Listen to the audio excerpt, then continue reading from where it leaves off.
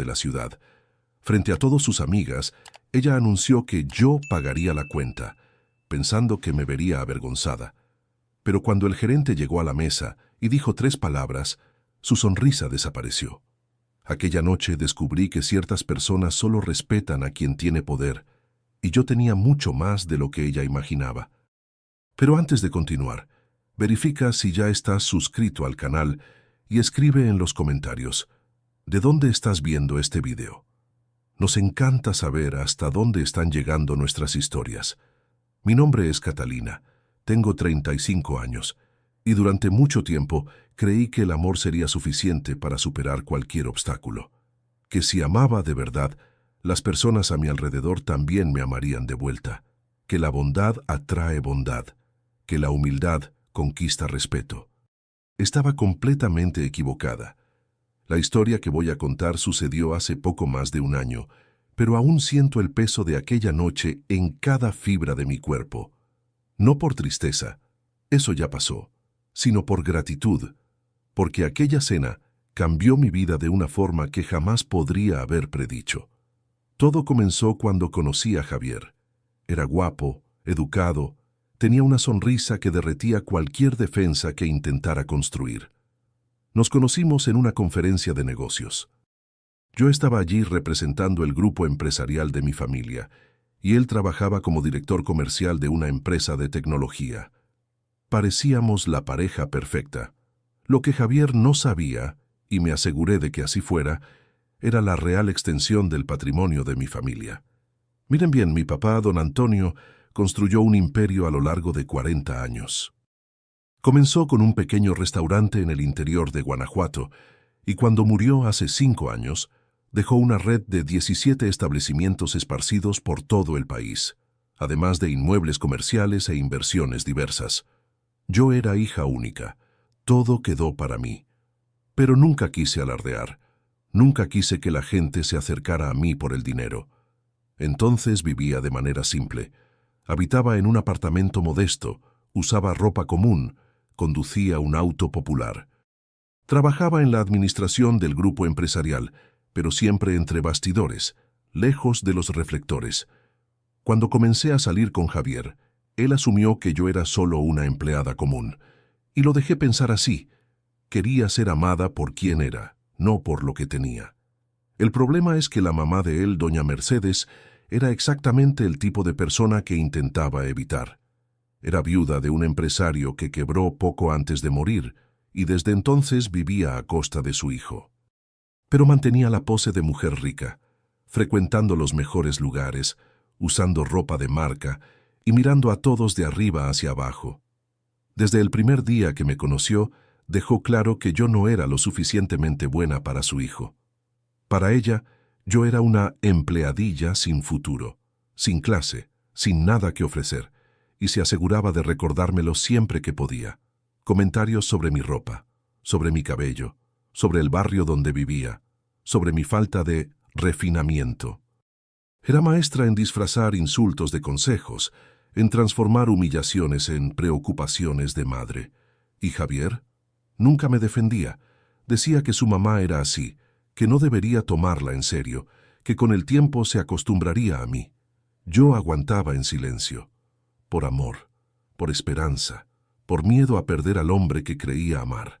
Hasta aquella cena. Fue un viernes de noviembre. Javier me llamó al final de la tarde diciéndome que su mamá había organizado una cena especial en un restaurante muy sofisticado. Sería una celebración por el aniversario de bodas de una amiga suya, y ella insistía en que yo estuviera presente. Me pareció extraño. Doña Mercedes nunca insistía en mi presencia en nada, pero Javier insistió tanto que terminé aceptando. Pasé la tarde arreglándome. Elegí un vestido negro simple, discreto, que había comprado en una tienda departamental.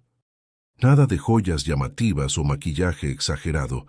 Quería parecer presentable, pero sin intentar competir con aquellas mujeres que seguramente estarían cubiertas de oro. Cuando Javier pasó a recogerme, me miró con una expresión extraña. No sé si era lástima o vergüenza, quizás ambas. El restaurante estaba en la parte más exclusiva de la ciudad. Era un lugar que yo conocía muy bien. más de lo que cualquier persona en aquella mesa pudiera imaginar. Se llamaba la Maison Dorée y era la joya de la corona de nuestra cadena. El más lujoso, el más exclusivo, el más caro. Mi papá había inaugurado aquel restaurante hace 20 años, como regalo de cumpleaños para mi mamá. Ella siempre soñó con tener un lugar elegante donde pudiera recibir a sus amigas. Papá transformó ese sueño en realidad y cuando mamá murió, hace 10 años, él mantuvo el restaurante funcionando en su memoria.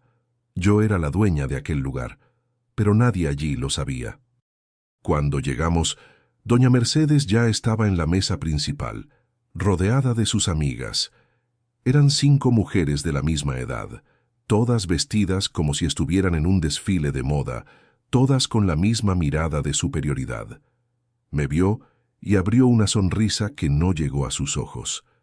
«Catalina, cariño, qué bueno que hayas venido. Siéntate aquí, a mi lado». Eso me puso en alerta. Doña Mercedes nunca me quería cerca. ¿Por qué ahora insistía en que me sentara a su lado? Me senté. Javier se sentó al otro lado de la mesa, entre 2 de las amigas de su mamá, que inmediatamente comenzaron a charlar con él. La cena comenzó con champán. Luego vinieron los aperitivos, los platos principales, los postres, todo de lo mejor que el restaurante tenía que ofrecer. Yo conocía cada platillo, cada ingrediente, cada técnica usada en la preparación, pero fingí estar impresionada, como si fuera mi primera vez allí. Durante toda la cena, doña Mercedes no desperdició una oportunidad de lanzarme indirectas. «Catalina, cariño, ¿ya habías estado en un lugar como este antes? Debe ser todo muy nuevo para ti». Yo solo sonreí y dije que el lugar era realmente muy bonito. «Me imagino», ella soltó una risita. «Con el salario de empleada es difícil frecuentar lugares así, ¿verdad?». Sus amigas rieron junto a ella. Sentí mi rostro quemar, pero mantuve la compostura. Javier fingió no escuchar. Cuando el postre fue servido, ya estaba exhausta. No de la comida o las bebidas, sino de la tensión constante, de las indirectas, de las miradas de burla. Solo quería irme. Pero entonces, doña Mercedes hizo su movimiento final. Llamó al camarero y pidió la cuenta. Cuando él trajo la pequeña carpeta de cuero, ella la agarró, la abrió, miró el valor y su sonrisa se ensanchó más aún. «Ay, Dios mío», dijo en voz alta, asegurándose de que todos en la mesa escucharan. «Esta cuenta está absolutamente exorbitante. Casi 19,000 pesos». Sus amigas abrieron los ojos en sorpresa. Algunas soltaron exclamaciones, y entonces doña Mercedes se giró hacia mí. «Catalina, cariño, tú no te importaría pagar, ¿verdad? Después de todo, fuiste tú quien más comió y bebió toda la noche». Eso era mentira. Apenas había tocado la comida. Pero a ella no le importaba la verdad. Todas las mujeres en la mesa me miraron. Algunas con lástima, otras con una curiosidad mórbida, esperando ver mi humillación. Javier finalmente me miró, pero no dijo nada. Su silencio fue más doloroso que cualquier palabra. Sentí el peso de aquel momento. Sentí el aire pesado, las miradas sobre mí, la expectativa de que fuera a desmoronarme. Y fue en ese momento exacto cuando el gerente del restaurante apareció. El gerente de la Maison Dorée se llamaba Rodrigo. Había trabajado con nosotros durante 15 años, desde que el restaurante abrió. Era un hombre discreto, profesional, absolutamente leal a mi familia. Y cuando vio la escena que se estaba desarrollando, entendió inmediatamente qué estaba sucediendo. Se acercó a la mesa con pasos tranquilos, su expresión ilegible. «Buenas noches», dijo, su voz cortando el murmullo de la mesa. «¿Está todo bien aquí?». Doña Mercedes se enderezó, satisfecha de tener otra testigo para mi supuesta humillación. Sí, está todo perfecto», respondió con falsa simpatía. «Estábamos apenas resolviendo quién va a pagar esta cuenta maravillosa. Mi nuera aquí se ofreció gentilmente. Yo no me había ofrecido para nada». Pero no tuve tiempo de protestar. Rodrigo miró la cuenta, luego me miró a mí, e hizo algo que dejó a todos en la mesa en silencio absoluto. Agarró la carpeta de cuero, la cerró y la colocó de vuelta en el bolsillo de su saco. «Con permiso, señora», dijo dirigiéndose a doña Mercedes con una educación gélida, «pero creo que hay un malentendido aquí». Doña Mercedes frunció el ceño. «¿Un malentendido? ¿Cuál malentendido?» Rodrigo se giró hacia mí e inclinó ligeramente la cabeza. «Señorita Catalina», dijo usando el trato formal que siempre usaba conmigo, «¿desearía que providenciara algo más? Quizás una botella del vino que su papá guardaba para ocasiones especiales». El silencio que siguió fue ensordecedor. Doña Mercedes parpadeó confusa. «Señorita Catalina», repitió, «¿por qué la está llamando así?» Rodrigo mantuvo su expresión neutral. «Porque la señorita Catalina es la propietaria de este restaurante. De hecho, de toda la cadena La Maison. Ha sido mi patrona durante los últimos 5 años. Si alguien hubiera dejado caer un alfiler en ese momento, el ruido habría resonado por todo el salón». Doña Mercedes se puso blanca, literalmente blanca. El color se fue de su rostro como si alguien hubiera corrido una cortina. «¿Qué?», susurró. «¿Esto es algún tipo de broma?» «No, señora», respondió Rodrigo con tranquilidad. «La familia de la señorita Catalina es propietaria de este establecimiento desde su inauguración. Su papá, el señor Antonio, fundó la cadena hace más de 2 décadas. Tras su fallecimiento, la señorita Catalina asumió el control del grupo empresarial». Hizo una pausa y luego añadió con una sutileza devastadora: «Además, puedo informar que esta mesa específica, donde las señoras están sentadas, fue diseñada personalmente por la mamá de la señorita Catalina. Era su mesa favorita». Sentí mis ojos arder. No de vergüenza, sino de emoción. Rodrigo sabía exactamente lo que estaba haciendo. Me estaba defendiendo de la única forma que podía, con la verdad. Doña Mercedes se giró hacia mí, su boca abriéndose y cerrándose como un pez fuera del agua. «Tars, ¿tú eres dueña de este lugar?», balbuceó. «¿Y nunca dijiste nada?». La miré directamente, por primera vez aquella noche sin desviar la mirada. «Usted nunca preguntó», respondí simplemente. Estaba demasiado ocupada juzgándome. Sus amigas comenzaron a cuchichear entre sí, lanzando miradas nerviosas a doña Mercedes. El clima en la mesa cambió completamente. De repente, yo no era más la empleadilla sin futuro. Yo era la dueña del restaurante más exclusivo de la ciudad. Y ellas estaban sentadas en mi mesa. Doña Mercedes intentó recomponerse. «Bueno, esto cambia las cosas», dijo con una risa forzada. «¿Por qué no nos contaste antes, cariño? Podríamos haber...» «¿Qué?», la interrumpí. «¿Tratarme con respeto?». Ella tragó saliva. «No es eso lo que quise decir, es exactamente eso que quiso decir», dije, mi voz firme, pero sin rabia. «Usted pasó los últimos 8 meses humillándome porque pensaba que no tenía dinero. Me miró de arriba hacia abajo porque mi ropa no tenía etiquetas de marca. Me invitó a esta cena específicamente para avergonzarme frente a sus amigas». Hice una pausa, dejando que mis palabras se hundieran.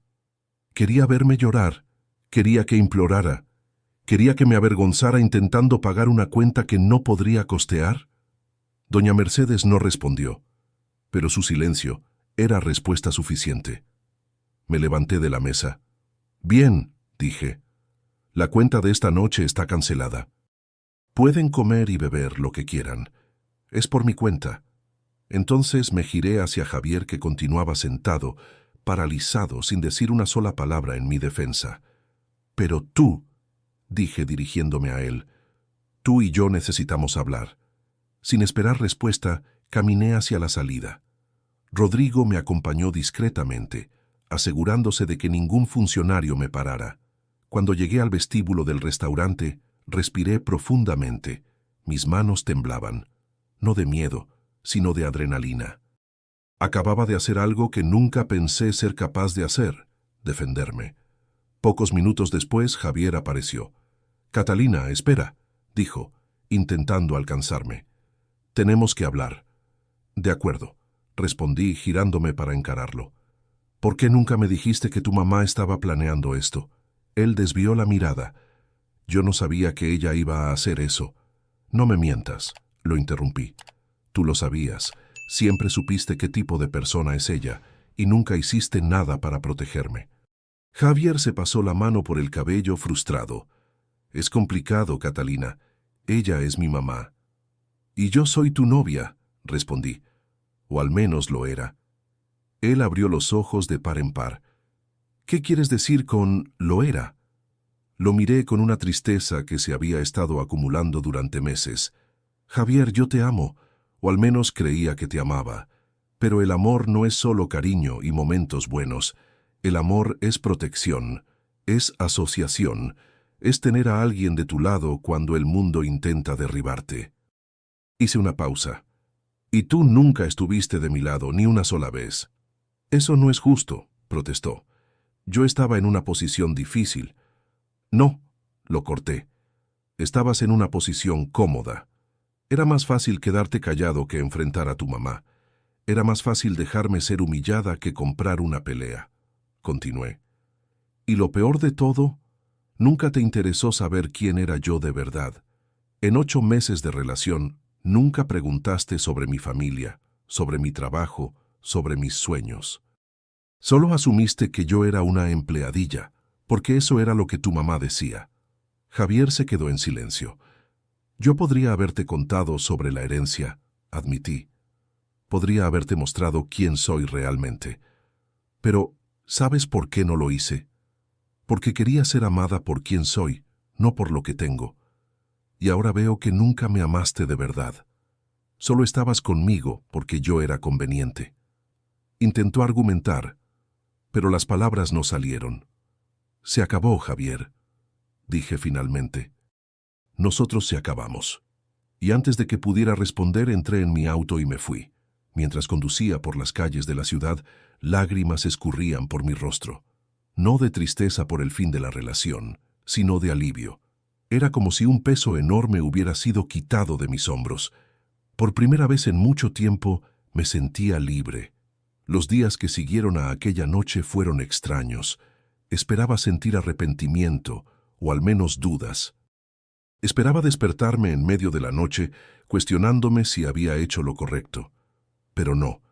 Cada mañana abría los ojos con una certeza cada vez mayor de que había tomado la decisión correcta. Javier intentó llamarme docenas de veces. Mandó mensajes pidiéndome que habláramos, jurando que las cosas serían diferentes. Su mamá, sorprendida, también intentó ponerse en contacto, pero con un tono completamente diferente al habitual. De repente, yo era cariño de verdad. De repente, ella siempre supo que yo era una muchacha especial. Los bloqueé a ambos, no por rabia, sino por autopreservación.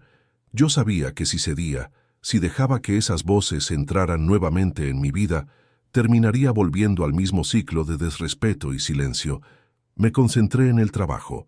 El grupo empresarial de mi familia requería atención constante.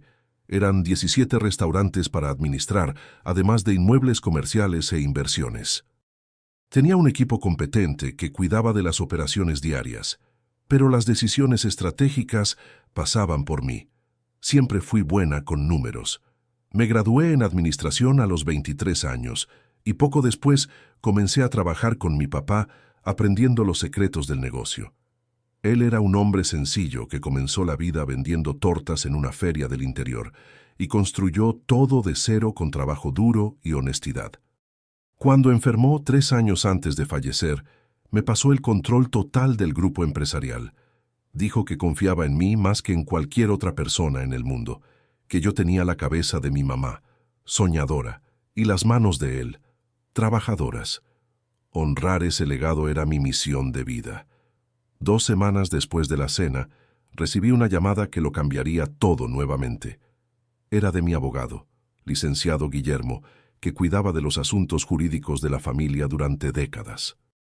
«Catalina», dijo su voz seria, «necesitamos conversar en persona. Es sobre la Maison Doré». Mi corazón se aceleró. «¿Qué pasó?» «Prefiero explicar en persona.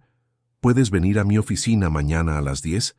Acordé, pero pasé la noche entera sin dormir, imaginando qué podría ser. Al día siguiente llegué a la oficina del licenciado Guillermo puntualmente. Me recibió con un abrazo, cosa rara para un hombre tan formal, y me llevó a su sala. «Siéntate», dijo señalando una butaca. «Lo que tengo para decirte es complicado». Me senté con las manos entrelazadas en mi regazo. «Habla ya, licenciado, el suspenso me está matando». Él suspiró. «Sabes que tu papá tenía un hermano, ¿verdad? El tío Raúl». Yo asentí.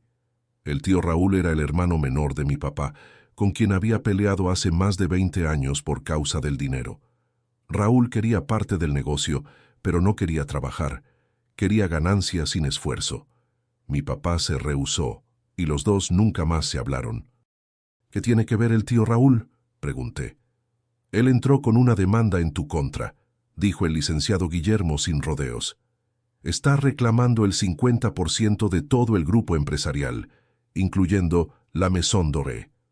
El aire salió de mis pulmones como si alguien me hubiera dado un puñetazo en el estómago. «¿Qué? ¿Cómo es posible?». El licenciado Guillermo abrió una carpeta y me mostró los documentos. Él alega que tu papá nunca dividió correctamente la herencia de tu abuelo.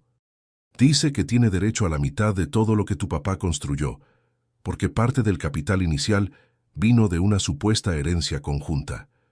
«Eso es mentira», exclamé. «Mi papá empezó sin nada». Él me lo contó 1000 veces que el primer restaurante fue abierto con dinero que ahorró trabajando en ferias.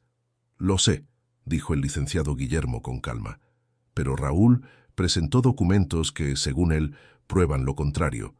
Será una batalla judicial larga y desgastante». Sentí las paredes de la sala cerrándose sobre mí. ¿Qué puede pasar si él gana? En el peor escenario, pierdes la mitad del patrimonio. Podrías tener que vender algunos restaurantes, incluyendo la Maison, el restaurante de mi mamá, el lugar donde sentía su presencia más fuerte. «No voy a dejar que eso suceda», dije, mi voz temblando de rabia. Ese hombre no movió un dedo para ayudar a mi papá cuando estaba vivo. No apareció en el funeral. No mandó un mensaje cuando mi mamá murió. ¿Que ahora quiere la mitad de todo? El licenciado Guillermo asintió. «Desafortunadamente la justicia no siempre es justa, pero vamos a luchar con todo lo que tenemos». Salí de la oficina con la cabeza dando vueltas. En cuestión de semanas, mi vida había sido volteada de cabeza. Primero el fin de la relación, ahora esto. Era como si el universo estuviera probando todos mis límites, pero no iba a rendirme. No después de todo lo que mi papá había construido. No después de todo lo que había superado. Volví a casa y pasé la noche entera revisando documentos antiguos. Cartas de mi papá, recibos, contratos amarillentos por el tiempo. En algún lugar de aquella papelería tenía que haber pruebas de que Raúl estaba mintiendo. Y yo iba a encontrarlas. Los días siguientes fueron consumidos por la investigación. Contrató un detective privado para escarbar en el pasado de Raúl. Descubrí cosas que me dejaron enojada. Raúl se había casado 3 veces. Todas las esposas lo dejaron llevándose parte de su patrimonio. Había quebrado 2 negocios por mala administración. Estaba endeudado hasta el cuello y vivía de préstamos que nunca pagaba. La demanda en mi contra era su último intento de conseguir dinero fácil. Pero el descubrimiento más importante vino de un lugar inesperado. Una noche, mientras vaciaba el ático de la casa de mis papás, que había mantenido intacto desde su muerte, encontré una caja que nunca había visto antes. Estaba escondida detrás de muebles viejos, cubierta de polvo. Dentro había docenas de cartas, cartas intercambiadas entre mi papá y mi abuelo, décadas atrás. Y en esas cartas, la verdad sobre la pelea entre mi papá y Raúl estaba escrita con todas las letras. Las cartas estaban amarillentas, algunas con los bordes rasgados por el tiempo. La letra de mi abuelo era temblona. Escribió muchas de ellas ya al final de su vida, cuando la enfermedad lo consumía lentamente. Pero las palabras eran claras, dolorosamente claras. Pasé la noche entera leyendo. La historia que mi papá me contó era verdad. Comenzó de cero, vendiendo tortas en ferias del interior. Pero había una parte que nunca mencionó, quizás por vergüenza, quizás por dolor. Cuando mi abuelo falleció, dejó una pequeña propiedad rural para ser dividida entre sus 2 hijos. No era mucho, una casa simple y algunas hectáreas de tierra. Mi papá quería vender su parte y usar el dinero para abrir el primer restaurante. Raúl aceptó comprar la parte de mi papá, prometiendo pagar en parcialidades. Pero Raúl nunca pagó. Mes tras mes, él daba excusas. El dinero no llegó. El banco atrasó. El cheque rebotó. Mi papá esperó pacientemente 2 años, 2 años en que él continuó trabajando en las ferias, juntando centavo por centavo, mientras esperaba el dinero que su hermano debía. Hasta que un día, mi papá descubrió la verdad. Raúl había vendido la propiedad entera a un hacendado local. Se quedó con todo el dinero y nunca pagó un centavo a mi papá. La carta en que mi papá escribió sobre esto a una prima lejana era de partir el corazón. Describía la traición, el dolor de ser engañado por su propia sangre. Decía que a partir de ese momento, Raúl estaba muerto para él, y nunca más volvieron a hablarse. Pero lo más importante estaba en la última carta de la caja, una carta de mi abuelo para mi papá, escrita pocos días antes de morir.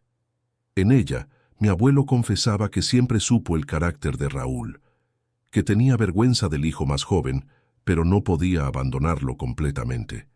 Sin embargo, quería dejar algo registrado para el futuro. «Mi hijo», decía la carta, «Raúl no tiene derecho a nada que construyas con tus propias manos. Lo que crees será tuyo y de nadie más. Dejo aquí mi bendición y mi palabra final. Cualquier cosa que él reclame en el futuro será mentira. Tú sabes la verdad, y Dios también lo sabe». La carta estaba firmada, fechada y tenía la huella dactilar de mi abuelo, una práctica común en la época para documentos importantes. Yo tenía en mis manos la prueba de que Raúl era un mentiroso. En la mañana siguiente, llamé al licenciado Guillermo y le conté sobre el descubrimiento. Se quedó en silencio por un largo momento. «Catalina», dijo finalmente, «esto puede cambiar todo. Trae estos documentos a la oficina inmediatamente». Pasé el día con él y su equipo, analizando cada carta, cada detalle. El detective que había contratado también trajo nueva información. Los documentos que Raúl había presentado en la demanda tenían inconsistencias graves. Fechas que no coincidían, firmas que parecían falsificadas. «Él fabricó las pruebas», dijo el licenciado Guillermo con indignación. «Eso es un crimen. No solo podemos ganar la demanda, sino demandarlo por fraude». Por primera vez en semanas sentí una pizca de esperanza. «¿Qué hacemos ahora?» «Preparamos nuestra defensa», respondió, «y nos vamos a la guerra». Los meses siguientes fueron los más intensos de mi vida. Audiencias, reuniones con abogados, noches sin dormir preparando documentos. Raúl intentó de todo: intimidación, ofertas de acuerdo, incluso una carta emocionada pidiendo disculpas y proponiendo que dividiéramos amigablemente. Yo rechacé todo. No era más sobre dinero, era sobre justicia, sobre proteger el legado de mi papá, sobre no dejar que un mentiroso y ladrón llevara lo que no era suyo. Durante este periodo, algo inesperado sucedió. Rodrigo, el gerente de la Maison Doré, se convirtió en una presencia constante en mi vida. Acompañaba cada desarrollo del caso, ofrecía apoyo en los momentos difíciles y me recordaba constantemente quién era yo y de dónde venía. «Su papá estaría orgulloso», me dijo una noche, después de una audiencia particularmente difícil. «Usted es fuerte como él». «No me siento fuerte», confesé. «Me siento exhausta». Él sonrió. «La fortaleza no es ausencia de cansancio, Catalina. Es continuar incluso cuando estás exhausta». Aquellas palabras se quedaron conmigo. La audiencia final del proceso sucedió en un día lluvioso de julio. El tribunal estaba lleno. Abogados, testigos, curiosos que habían oído hablar del caso. Raúl estaba sentado del otro lado del salón, pareciendo mucho menos confiado que al inicio del proceso. El licenciado Guillermo presentó nuestras pruebas metódicamente: las cartas de mi abuelo, los registros bancarios probando que mi papá nunca recibió dinero de herencia. Los reportes de los peritos mostrando que los documentos de Raúl eran falsificados. Cuando llegó el turno de Raúl de declarar, se enredó en sus propias mentiras. Se contradecía en cada respuesta. Sudaba, tartamudeaba. La jueza lo observaba con una expresión que oscilaba entre el desprecio y la incredulidad. Al final de la audiencia, ella no necesitó mucho tiempo para deliberar. Este tribunal declara improcedente la acción movida por el señor Raúl en contra de la señorita Catalina, declaró su voz resonando por el salón. Más que eso, frente a las evidencias claras de falsificación de documentos y mala fe procesal, estoy remitiendo este caso para investigación criminal. Raúl empalidece. Intentó protestar, pero su abogado lo detuvo. Además, continuó la jueza, condeno al demandante al pago de todos los costos procesales e indemnización por daño moral a la demandada, en el valor de 300,000 pesos. Yo no podía creer lo que estaba escuchando. Habíamos ganado. Después de que la sesión fue encerrada, el licenciado Guillermo me abrazó. Se acabó, Catalina. Lo conseguiste. Pero cuando miré hacia el otro lado del tribunal, vi a Raúl mirándome con un odio puro en los ojos. Y en ese momento supe que no sería tan simple. La victoria en el tribunal debería haber sido el fin de todo. Pero ciertas personas no aceptan perder. En las semanas que siguieron a la decisión judicial, comencé a percatarme de cosas extrañas. Un auto que parecía seguirme cuando salía del trabajo, llamadas anónimas al despacho del grupo empresarial, mensajes amenazantes enviados a las redes sociales de los restaurantes. Al principio, intenté ignorar. Pensé que era paranoia, estrés acumulado de los meses de proceso. Pero cuando una de las ventanas de mi apartamento apareció rota sin explicación, supe que algo estaba muy mal. Contrató guardaespaldas, instalé cámaras, cambié mi rutina, pero la sensación de estar siendo observada no se iba. Una noche recibí una llamada de un número desconocido. Dudé en contestar, pero algo me dijo que debería hacerlo. ¿Aló? Destruiste mi vida. Era la voz de Raúl arrastrándose, como si estuviera borracho. Tú y tu papá maldito creen que son mejores que yo. Mi corazón se aceleró, pero mantuve la voz firme. Raúl, tú destruiste tu propia vida. No me culpes a mí. Vas a pagar, siseó. Tú y todo lo que ames. Ya lo verás. La llamada fue desconectada. Inmediatamente llamé a la policía y al licenciado Guillermo. Registramos la amenaza, pedimos medidas protectivas. Pero yo sabía que un pedazo de papel no me protegería de alguien tan desesperado. Los días siguientes fueron tensos. Yo casi no dormía, sobresaltándome con cada ruido. Los empleados de la Maison Doré notaron mi cambio de comportamiento y comenzaron a preocuparse. Rodrigo fue el único que consiguió calmarme. Usted no puede dejar que el miedo controle su vida, dijo una noche cuando fui al restaurante para verificar cómo estaban las cosas. Si hace eso, él gana incluso sin hacer nada. Usted no entiende, respondí. Él es capaz de cualquier cosa. Vio lo que hizo en el proceso. Vi, concordó Rodrigo. También vi a usted enfrentarlo y vencer.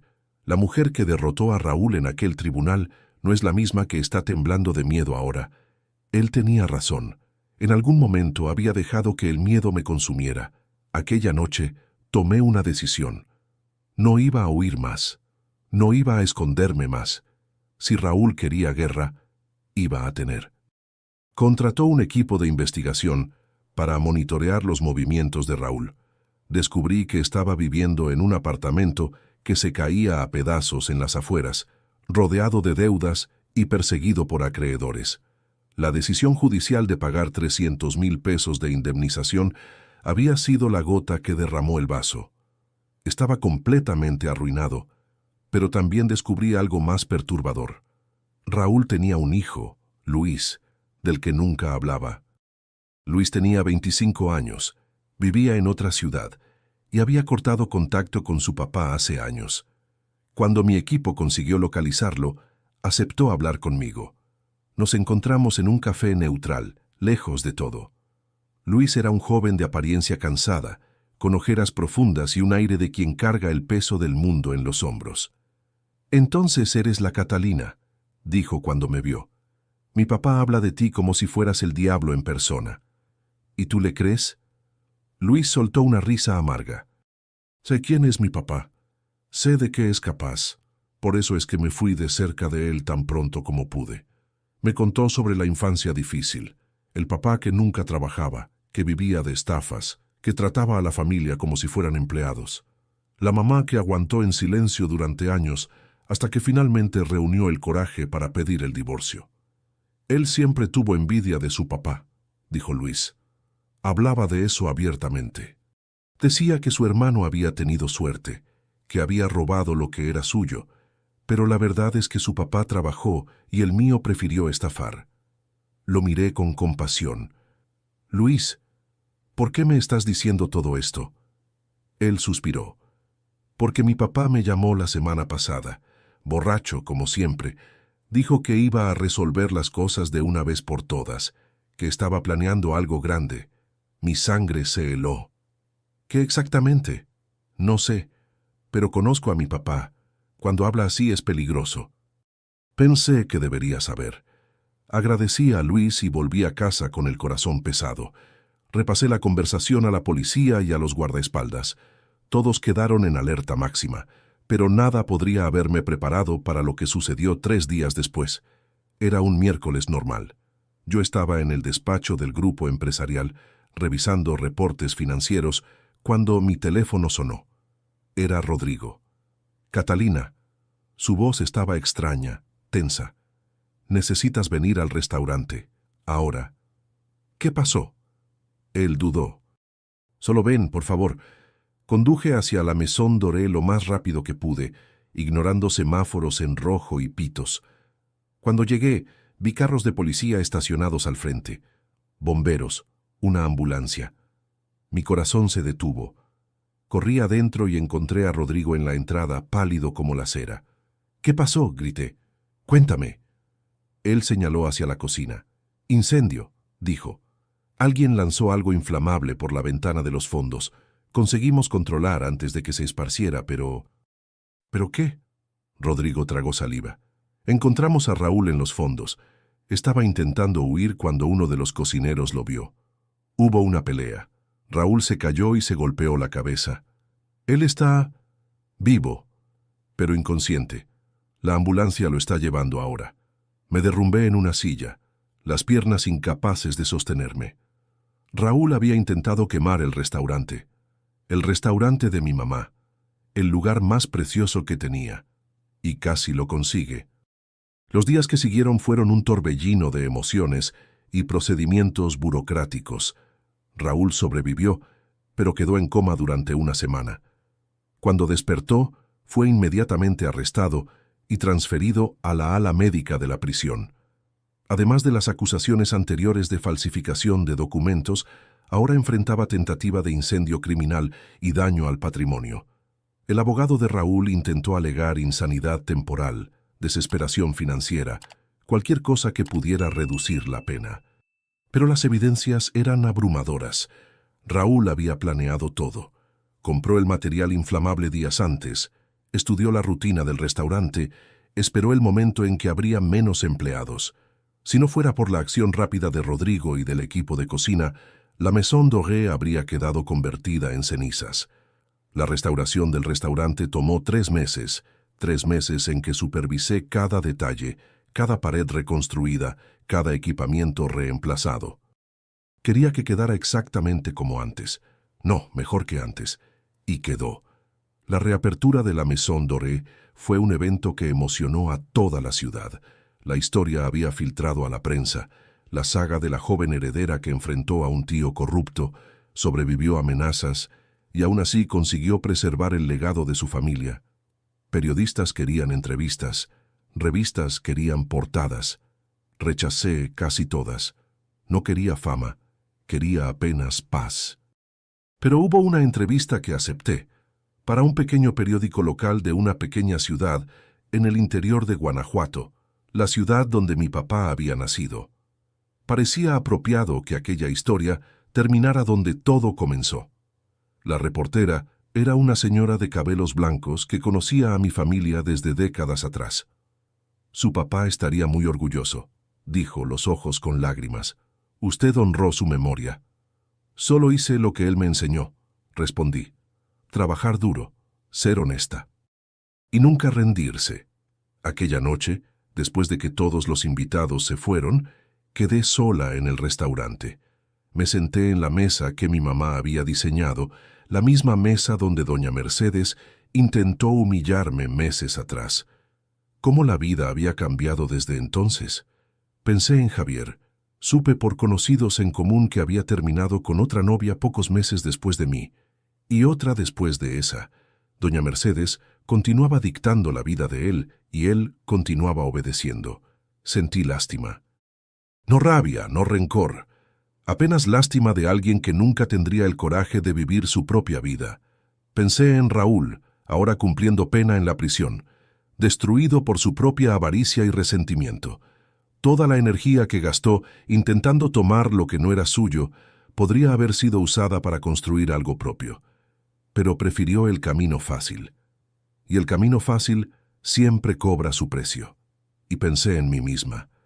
La Catalina de un año atrás era tan diferente, insegura, silenciosa, permitiendo que otros me definieran, escondiendo quién realmente era por miedo a no ser aceptada.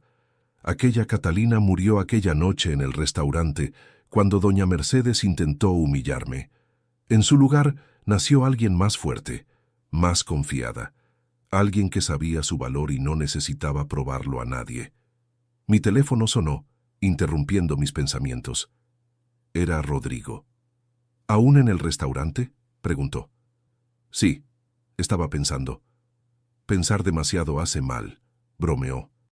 Si quieres compañía, sonreí. Me encantaría. 20 minutos después, Rodrigo llegó con una botella de vino, del stock especial que mi papá guardaba para ocasiones únicas. Creí que hoy merecía, dijo, sirviendo 2 copas. Brindamos en silencio. No había necesidad de palabras. En algún momento de aquella noche, entre conversaciones sobre el restaurante, sobre la vida, sobre el futuro, percaté de que mis sentimientos por Rodrigo habían cambiado. Él no era más apenas el gerente leal que conocía a mi familia hace años. Era alguien que me veía de verdad, que me apoyaba sin esperar nada a cambio, que estaba a mi lado en los momentos más difíciles. No sé quién dio el primer paso. Quizás fue él, quizás fui yo. Pero cuando nuestros labios se encontraron, fue como si todo finalmente hiciera sentido. No fue un beso de pasión desenfrenada, fue un beso de reconocimiento, de 2 personas que finalmente admitían lo que sentían. Cuando nos separamos, me miró con una mezcla de preocupación y esperanza. «Esto cambia todo», dijo. «Lo sé», respondí, «pero los cambios pueden ser buenos». Él sonrió. Aquella sonrisa tranquila que había aprendido a amar. ¿Qué diría su papá sobre esto? Pensé por un momento. Creo que diría que era hora. Y así, sentados en la mesa que mi mamá diseñó, en el restaurante que mi papá construyó, comenzamos un nuevo capítulo. Los meses siguientes fueron los más felices de mi vida. Rodrigo y yo mantuvimos nuestra relación discreta al inicio, no porque tuviéramos vergüenza, sino porque queríamos estar seguros de que era real antes de exponerlo al mundo. Y era real, más real que cualquier cosa que yo hubiera vivido. Con Javier siempre sentí que necesitaba esconderme, disminuirme, ser menos de lo que era para caber en sus expectativas y en las de su mamá. Con Rodrigo era lo opuesto.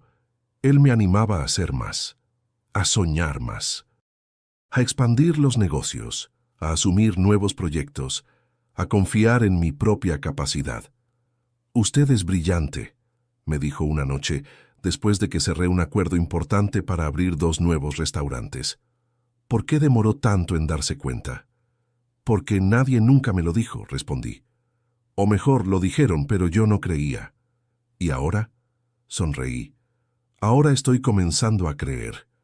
El grupo empresarial creció exponencialmente aquel año. Los 17 restaurantes se convirtieron en 23. Las inversiones se diversificaron. contrató más empleados, implementé nuevas tecnologías, modernicé procesos antiguos. Pero el crecimiento que más me enorgullecía no era financiero. Creé una fundación en nombre de mis papás, la Fundación Antonio y María, dedicada a ayudar jóvenes emprendedores del interior que, como mi papá, soñaban en construir algo desde cero. Ofrecíamos capacitación, mentoría y microcréditos para quien tenía ideas pero no tenía recursos.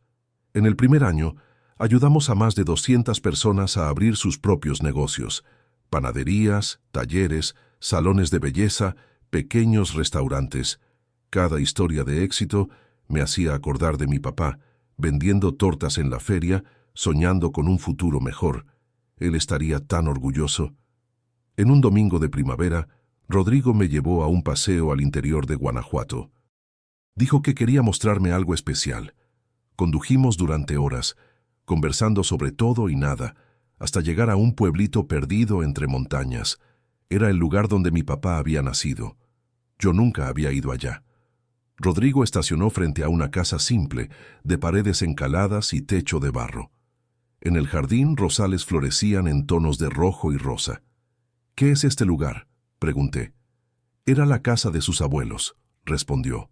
«Su papá me habló sobre ella una vez, hace años. Dijo que soñaba en restaurarla, pero nunca tuvo tiempo». Mis ojos se llenaron de lágrimas. «¿Usted se acuerda de eso?». «Me acuerdo de todo lo que su papá me dijo», respondió Rodrigo suavemente. «Era un hombre especial, y usted es la continuación de él». Entramos en la casa. Estaba abandonada hace años, pero todavía era posible ver los rastros de una vida que existió allí. Fotografías empolvoradas en las paredes, muebles viejos corroídos por el tiempo. Una cocina donde mi abuela probablemente preparó miles de comidas.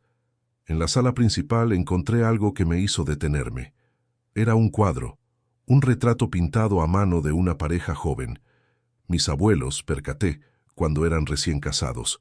Sonreían, llenos de esperanza, sin saber que sus hijos iban a trillar caminos tan diferentes.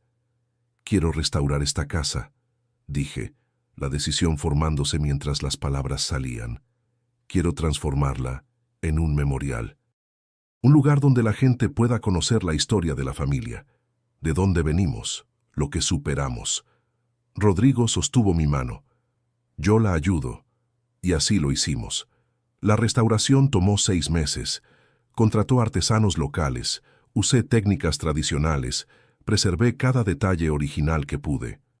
Cuando quedó lista, la Casa Memorial Antonio y María se convirtió en un punto de visitación para emprendedores de la Fundación, estudiantes de administración, y cualquier persona interesada en conocer una historia de superación. En la inauguración, más de 300 personas comparecieron. Políticos locales, periodistas, beneficiarios de la fundación, empleados de los restaurantes.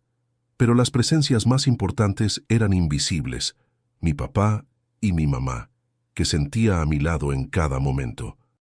Hice un discurso corto aquel día. Mi papá comenzó con nada, dije, mi voz resonando por el jardín florido. Tenía apenas 2 bienes, sus manos para trabajar y su corazón para soñar. Con eso, construyó un imperio, no un imperio de arrogancia u ostentación, sino un imperio de dignidad, de honestidad, de amor por lo que hacía. Hice una pausa, mirando la casa restaurada. Esta casa representa todo eso. Representa de dónde venimos y hacia dónde podemos ir cuando no nos rendimos.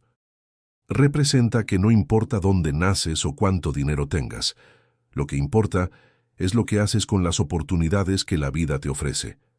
Aplausos resonaron. Vi lágrimas en muchos rostros.